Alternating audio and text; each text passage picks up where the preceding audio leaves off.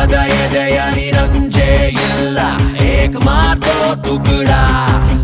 ಅಭಿಮಾನವ ಎಂದು ಮರೆಯೋದಿಲ್ಲ care of Kannada ನಮ್ ನಿಂತ ಕಡೆಯಿಂದಾನೆ ಲೈನು ಶುರು ಬೆಂಡಾಗೋದಿಲ್ಲ ಕಾಲರ್ ಮೇಲೆ ಗುರು ನಮ್ ನಡೆದಿದ್ದೆ ದಾರಿ ಹಾಕಿದ್ದೆ ಸ್ಟೆಪ್ ಬ್ಯಾಂಗ್ ರಾಮಾಚಾರಿ